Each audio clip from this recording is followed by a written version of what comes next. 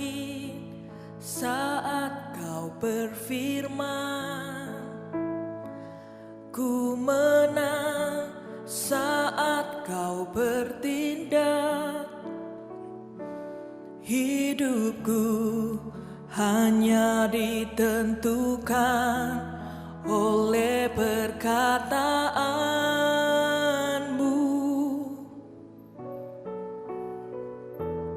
Ku aman karena kau menjaga. Ku kuat karena kau menopang.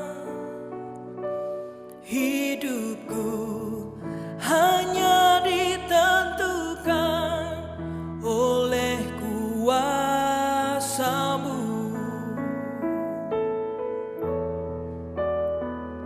Bagi Tuhan tak ada yang mustahil. Bagi Tuhan tak ada yang tak mungkin. Mujizatnya disediakan bagiku. Ku diangkat dan dipulihkannya.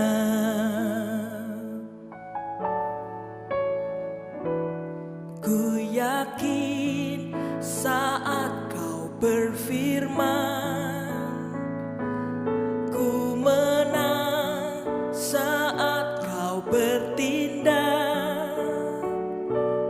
Hidupku hanya ditentukan oleh perkataanmu.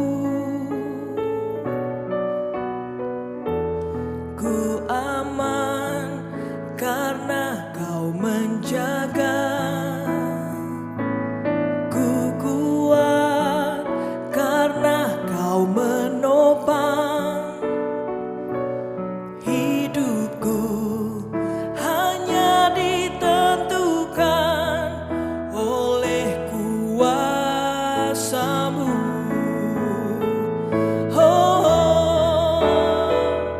Bagi Tuhan tak ada yang mustahil. Bagi Tuhan tak ada yang tak mungkin. Mujizatnya disediakan bagiku. Ku diangkat dan dipulihkannya. Bagi Tuhan tak ada yang mustahil. Bagi Tuhan tak ada yang tak mungkin. Mujizatnya disediakan bagiku. Ku diangkat dan dipulihkannya.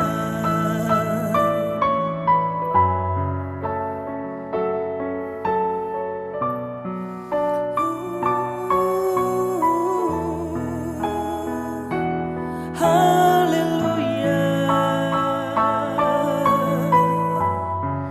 Kami percaya Engkau Tuhan. Tiada yang mustahil bagimu. Engkau Allah yang ajaib.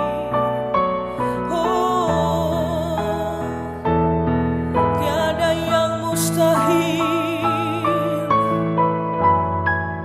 Haleluya. Shkaralalalala ya Ramasyaramo.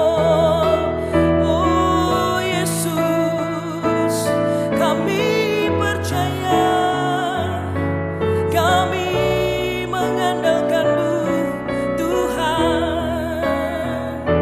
Kiara masyarama ya Rama ya Ramo. Shkaraba ya Rama ya Rama syarama ya Rama se. Bagi Tuhan tak ada yang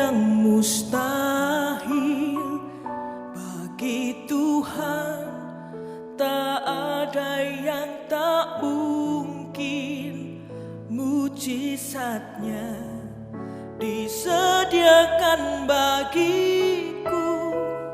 Ku diangkat dan dipulihkannya.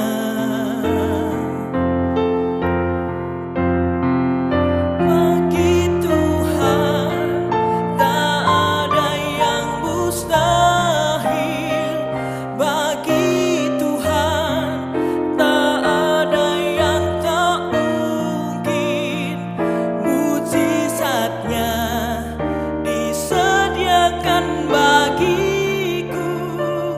Ku diangkat dan dipulihkannya.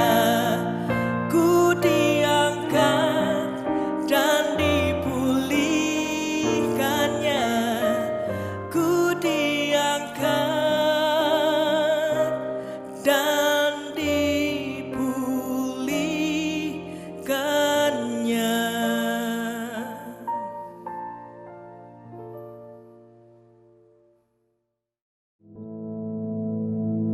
Our Father, which art in heaven, hallowed be thy name.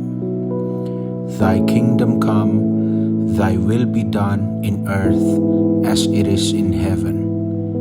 Give us this day our daily bread, and forgive us our debts, as we forgive our debtors. And lead us not into temptation, but deliver us from evil. For thine is the kingdom, and the power, and the glory, forever. Amen.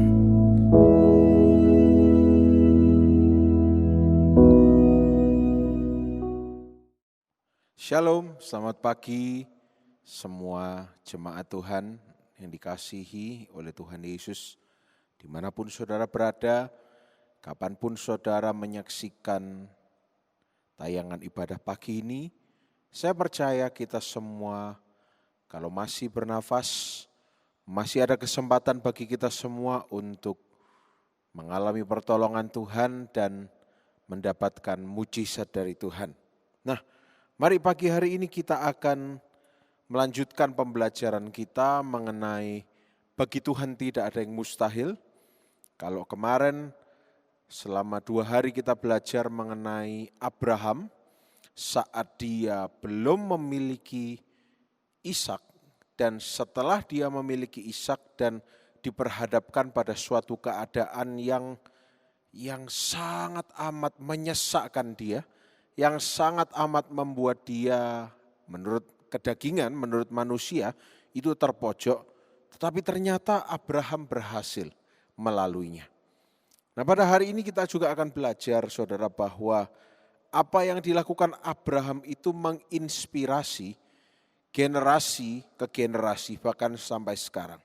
Nah, untuk itu saya mengajak saudara untuk bisa buka bersama-sama di dalam Roma pasal yang keempat. Roma pasal yang keempat.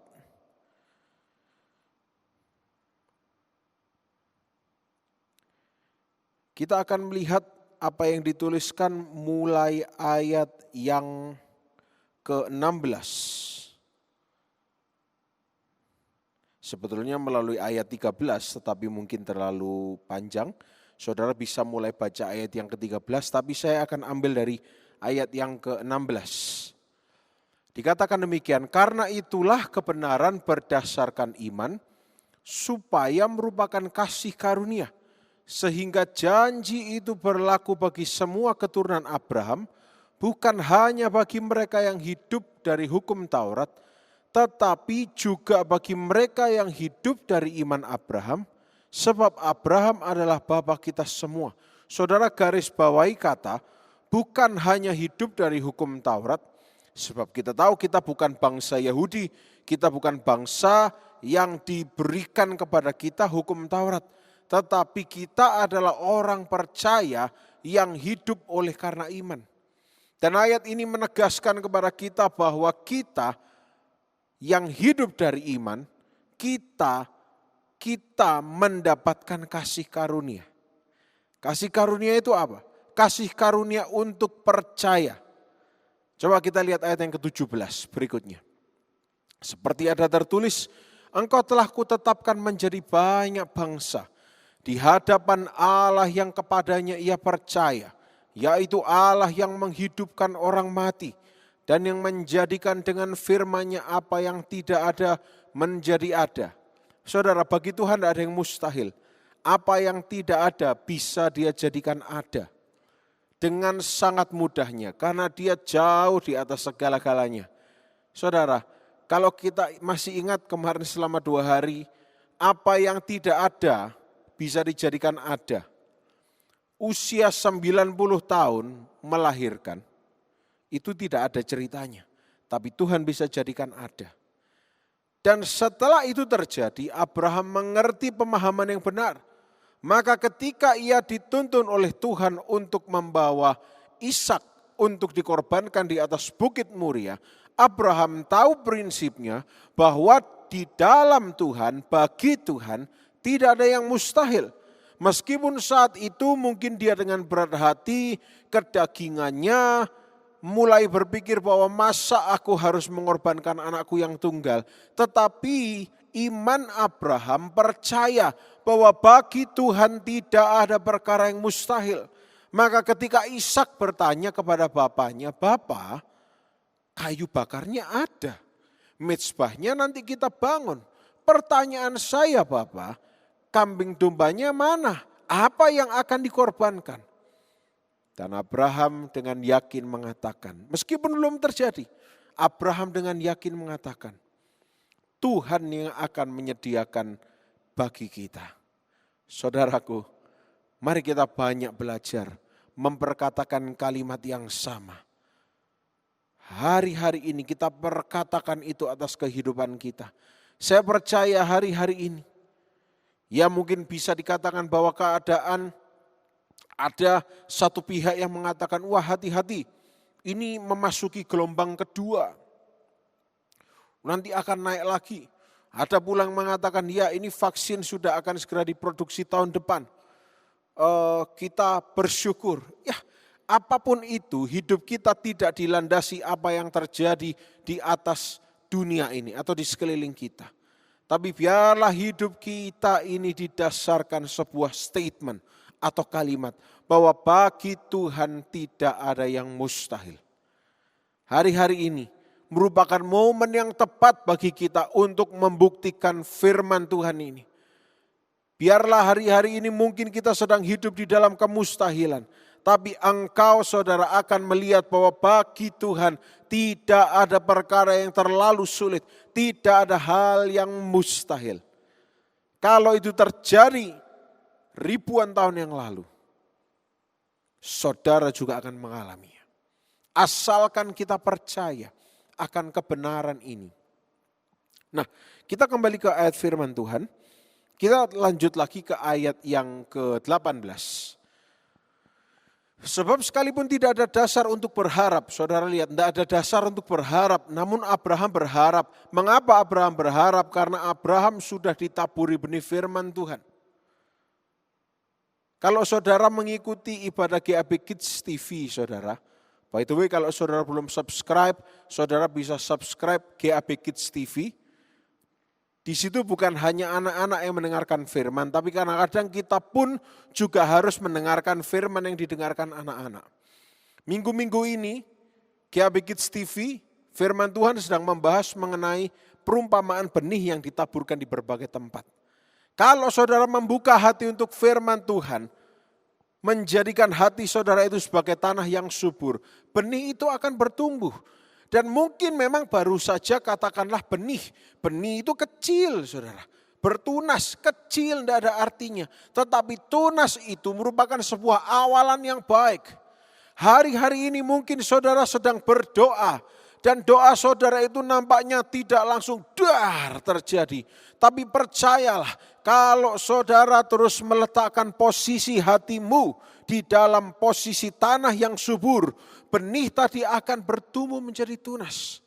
Saya kira tahun lalu saya pernah membahas, atau dalam tahun ini saya pernah membahas, bahwa pertumbuhan itu bagian Allah.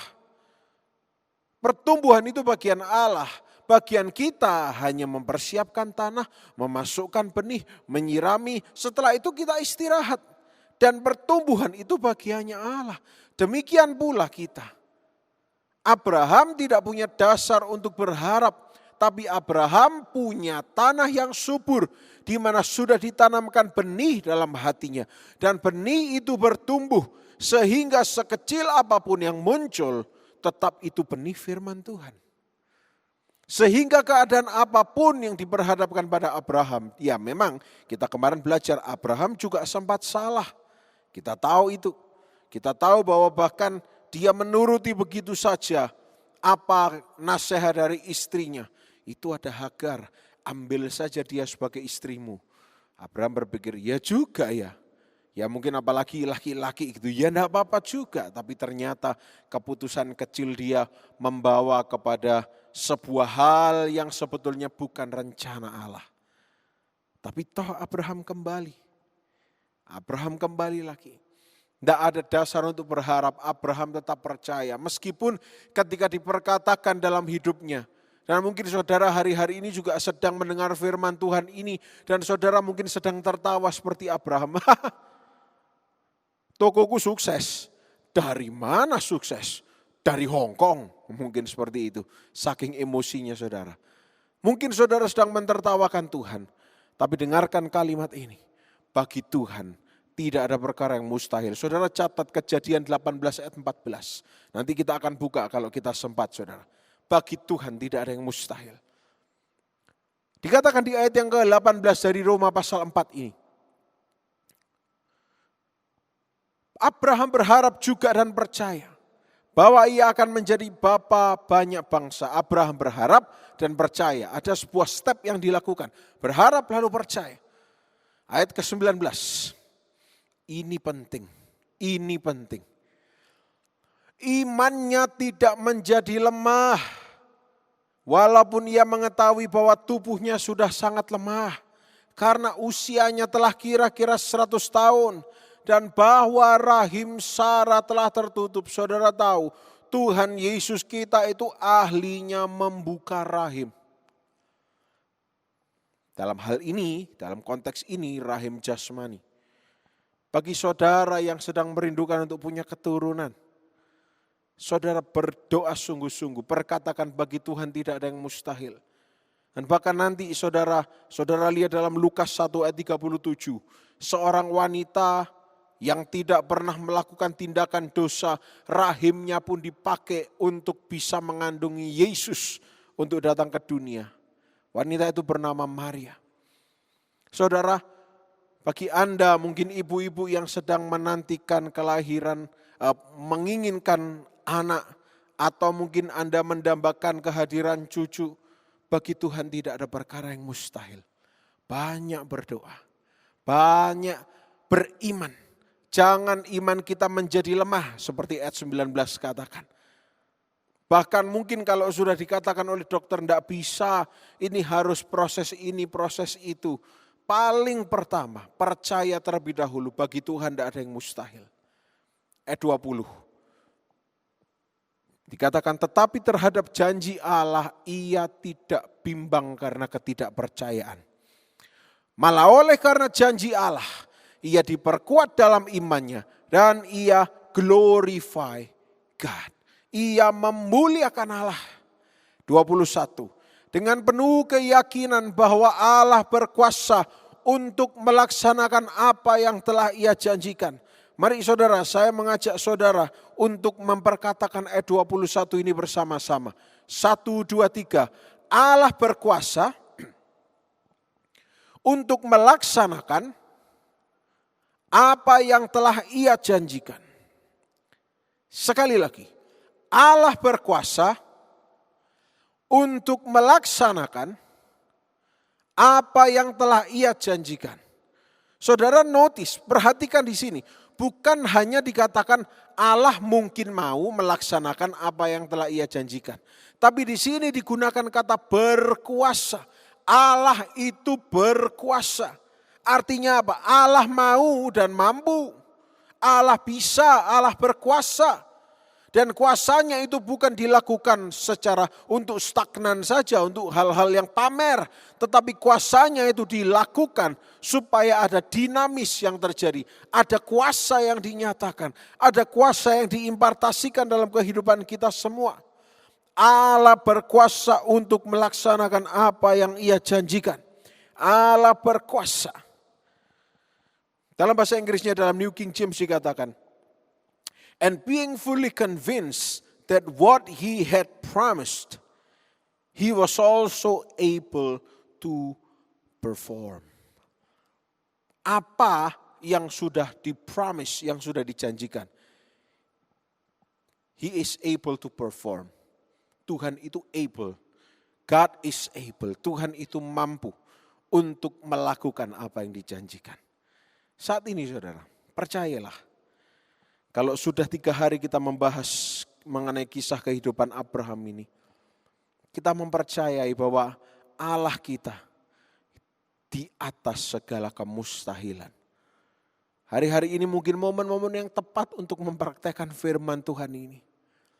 Semua kalau saya lihat mohon doa supaya bisnis saya tetap berjalan karena lagi sepi atau mungkin distributornya mungkin tutup atau harus ganti atau mengalami ini menurun, mungkin pertokoan juga pelanggannya berkurang, jam buka harus dikurangi, harus mengurangi karyawan, banyak sekali hal yang tidak masuk akal dan mustahil.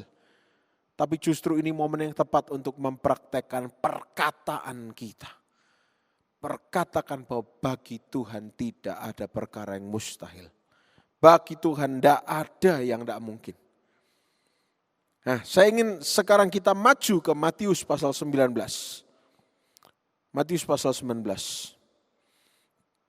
Matius pasal 19 kita baca ayat yang ke-26. Saudara bisa baca dari ayat 23. Kalau dalam bahasa Inggris perikopnya itu mengatakan with God all things are possible. Bagi Tuhan segala sesuatunya itu mungkin, pasti. Ayat 26 dikatakan Yesus memandang mereka dan berkata, bagi manusia hal ini tidak mungkin, tetapi bagi Allah segala sesuatu mungkin. Mungkin kalau kita memotong ayat ini saja, kita mungkin tidak memahami dengan sungguh-sungguh. Tapi kalau kita baca dari ayat 23 itu sebetulnya Yesus melontarkan sebuah kalimat. Sedang memberikan sebuah perkataan. Sulit bagi orang yang kaya untuk masuk ke kerajaan surga.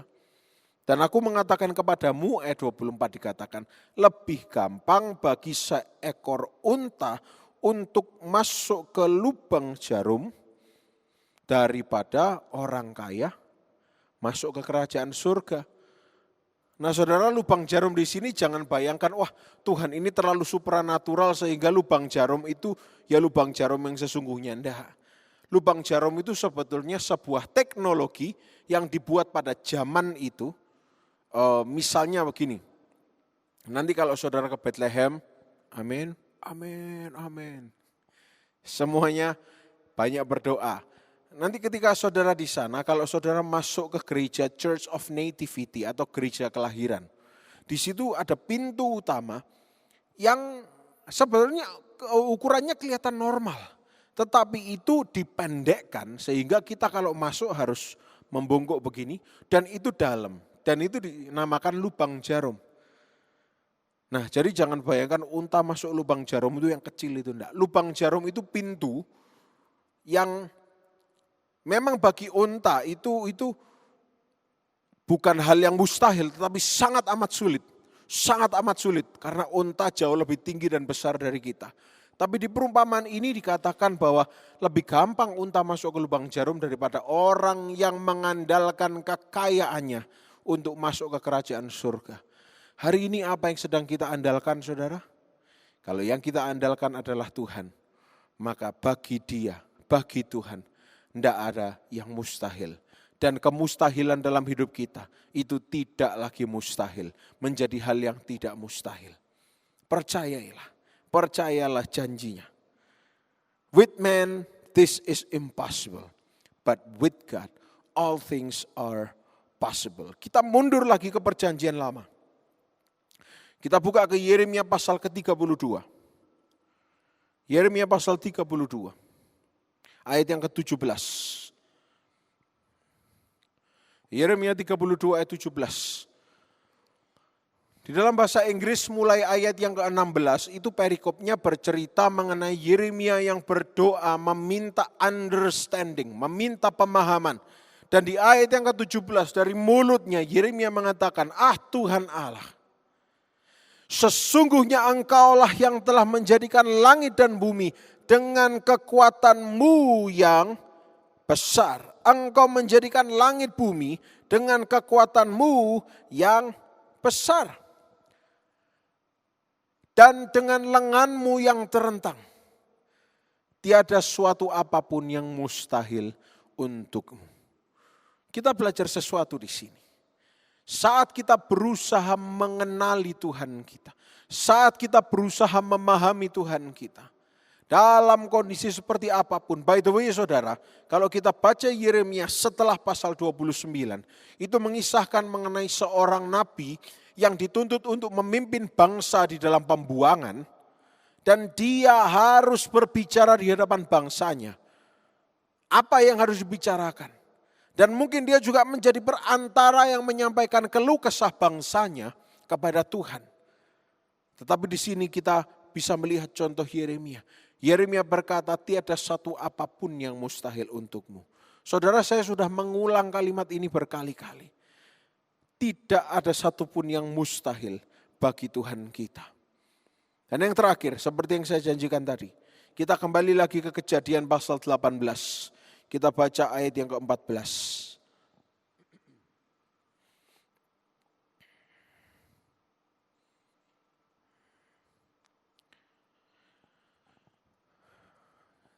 Dalam pasal 18 ini dikisahkan the son of promise, anak yang dijanjikan. Dan di ayat 14 dikatakan apa saudara? Adakah sesuatu apapun yang mustahil untuk Tuhan?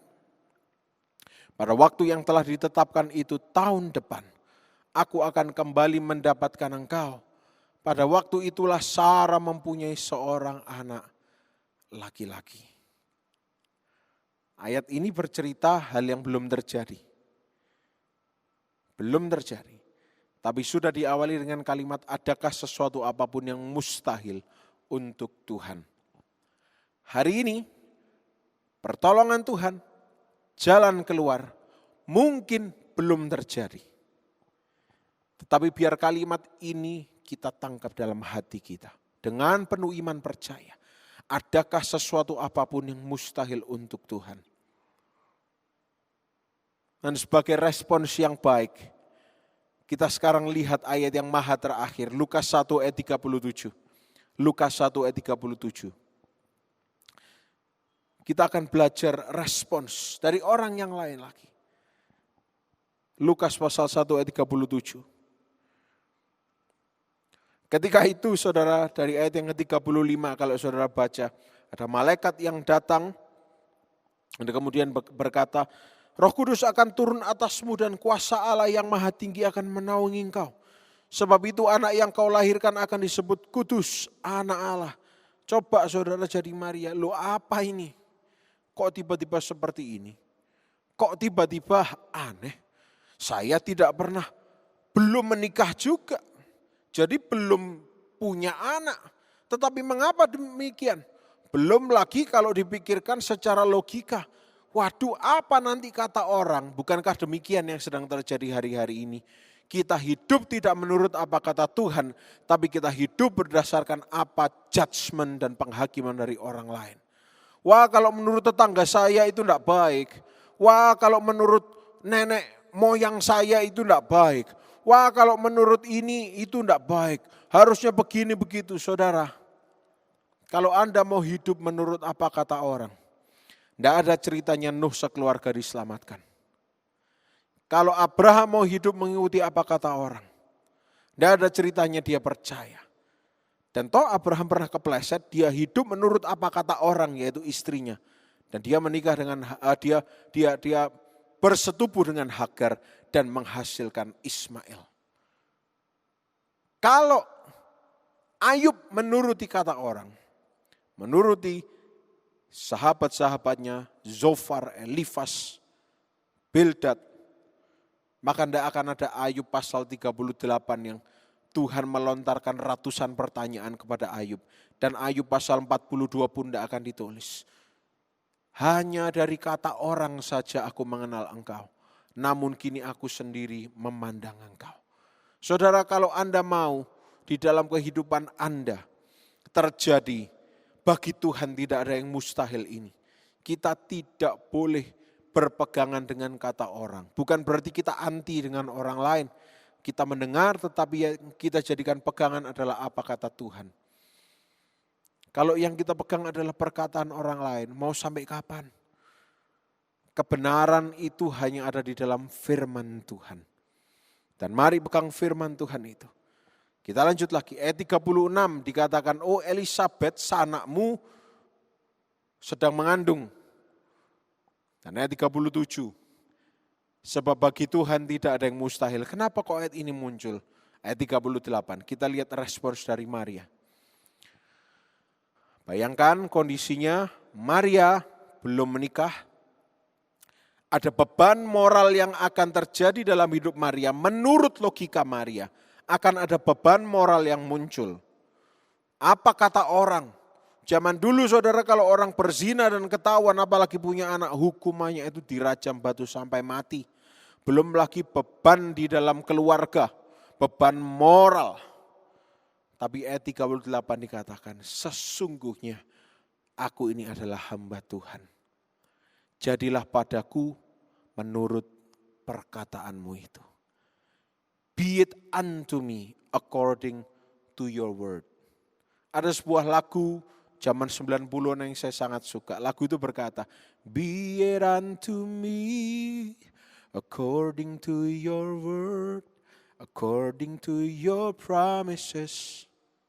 Jadilah padaku seperti firman-mu, sesuai dengan janjimu. Saat ini waktunya untuk memperkatakan janji Tuhan. Jadilah padaku seperti apa yang Tuhan janjikan. Hari-hari ini saudara belajar. Beberapa hari yang lalu saudara belajar bahwa Yesus hadir di dalam sebuah pesta di Kana dan mujizat terjadi. Ketika Tuhan hadir dalam kehidupan Abraham, mujizat terjadi. Ketika Tuhan hadir dalam kehidupan Maria, Yesus dikandung, mujizat terjadi. Saudara, mari hadirkan Tuhan Yesus dalam kehidupan kita. Dan mari memperkatakan dengan mulut kita, bagi Tuhan tidak ada yang mustahil. Bagi Dia tidak ada yang tidak mungkin. Mungkin engkau berat mengatakannya, mungkin harus diiringi dengan air mata. Tidak apa-apa, sebagai awalan katakan itu. Katakan bagi Tuhan tidak ada yang mustahil. Mungkin hari-hari ini tembok Yeriko Anda belum runtuh. Karena mungkin Anda dalam putaran yang kedua atau ketiga. Tapi jangan khawatir. Kalau Tuhan janjikan itu runtuh, pasti akan runtuh. Mungkin saudara seperti Nuh yang sudah memberitakan kabar baik tapi tidak ada yang mendengar. Dan saudara mungkin mulai ragu, iya tak beneran tak akan terjadi hujan dan banjir air bah. Tapi tetap lakukan dan katakan, percayai, letakkan di dalam otak kita, bagi Tuhan tidak ada yang mustahil. Dan kalau saudara pegang itu, sebentar lagi saudara akan melihat kemenangan terjadi. Saudara akan melihat pertolongannya terjadi dalam hidup kita. Mari saat ini kita akan berdoa bersama-sama.